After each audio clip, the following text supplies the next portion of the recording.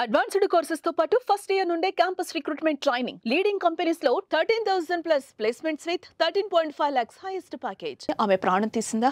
యువతి మృతి వెనుక వివాహేతర సంబంధమే కారణమా? ఎందుకు ఆమె ఆత్మహత్య చేసుకుందా? చంపేసి ఆత్మహత్యగా చిత్రీకరిస్తున్నారా?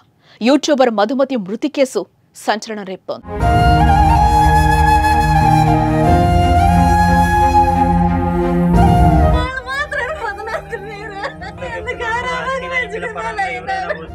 ఉమ్మడి కృష్ణా జిల్లా తిరువూరు నియోజకవర్గంలో కొండూరు గ్రామానికి చెందిన 22 ఏళ్ల మధుమతి నిత్యం సోషల్ మీడియాలో యాక్టివ్ గా ఉండేది. కాసింత అందంగా ఉండడంతో ఇన్స్టాగ్రామ్ లో రీల్స్ చేయడం మొదలుపెట్టింది. రోజు రోజుకు తన రీల్స్ కు ఫాలోవర్స్ పెరగడం గమనించింది. ఈలోగానే ఆమెకు సపరేట్ గా ఫ్యాన్ బేస్ క్రియేట్ అయిపోయింది. ఆ విధంగా లక్షల్లో సబ్స్క్రైబర్లను సొంతం చేసుకుంది. ఇలా సాఫీగా సాగిపోతున్న ఆమె జీవితంలో ఏం జరిగిందో ఏమో కానీ ఒక్కసారిగా ఆమె విగత జీవిగా కనిపించింది. అనుమానాస్పద స్థితిలో మధుమతి మృతి చెందింది. తన అమ్మమ్మ ఇంటికి వెళ్లి అక్కడే ఉరి వేసుకుని ఆత్మహత్య చేసుకుంది. ఈ విషయం తెలియగానే ఆమె తల్లిదండ్రులు షాక్ అయ్యారు. చేతికి అంది వచ్చిన కూతురు ఈ లోకాన్ని విడిచిపెట్టడాన్ని తట్టుకోలేకపోతున్నారు. మా కూతురు ఆత్మహత్యకు ప్రతాప్ కారణమని ఆరోపిస్తున్నారు కుటుంబ సభ్యులు. అతన్ని కఠినంగా శిక్షించాలని కోరుతున్నారు. మాది పాతకొండూరు, మేము ఉండేది తిరువూరులో. అయితే మా పాప చిన్న వర్క్ మీద హైదరాబాద్ వెళ్తూ వస్తూ ఉంది. అయితే నిన్న ఏం జరిగిందంటే మామూలుగా వాడు దేనికి వచ్చిండో మరి ఎట్లా వచ్చాడు, ప్రతాప్ అనే అతను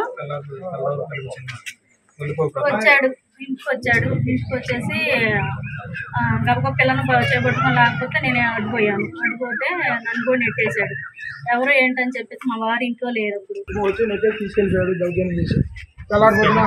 తీసుకెళ్ళిన తర్వాత మీరు తీసుకెళ్ళిన తర్వాత వాళ్ళ విసనపేట తీసుకెళ్ళాడంట. విసనపేట మళ్ళీ తెల్లపిల్ల వాళ్ళ తల్లిదండ్రుల దగ్గర తీసుకెళ్ళాడంట. అక్కడ ఏ వాగ్వాదం దగ్గర తిరిగి తర్వాత మళ్ళీ మా అత్తగారి ఇంటికి తీసుకొచ్చారంట. తీసుకొచ్చి అప్పచెప్పి మళ్ళీ తెల్లారిపోతూనే మా అత్తగారు ప్రాథమిక సమయం వాళ్ళంతా వచ్చి నలుగురు కలిసి అమ్మాయిని చంపి ఉరేసుకుందని చెప్పి మళ్ళీ వాళ్ళే హాస్పిటల్కి తీసుకొచ్చి విసనపేట తీసుకొచ్చి జాయిన్ చేశారు. డాక్టర్ గారు చనిపోయినట్టు నిర్ధారించారు. తర్వాత మేము వేరే ఫ్రెండ్ బంధువుల ద్వారా తెలుసుకున్న విషయం. మాకైతే వాళ్ళు ఎటువంటి విషయం తెలియజేయలేదు. మాకు బంధువుల ద్వారాగా తెలిస్తేనే మేము వచ్చాము. తీసుకెళ్ళినోడు కనీసం ఇన్ఫర్మేషన్ కూడా ఇవ్వలేదు.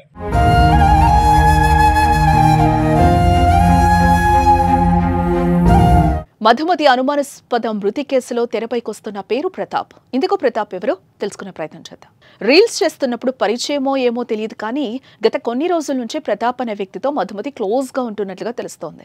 అయితే ఇదే విషయంపై మధుమతిని తల్లిదండ్రులు కూడా హెచ్చరించారంట.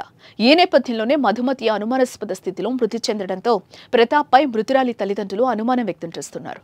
ఇక తల్లిదండ్రుల ఫిర్యాదుతో కేసు నమోదు చేసుకున్న పోలీసులు మధుమతి ఎవరితో చాటింగ్ చేస్తుంది, ప్రతాప్తో ఎంతసేపు మాట్లాడింది, ఫోన్ డేటా ద్వారా సేకరిస్తున్నారు.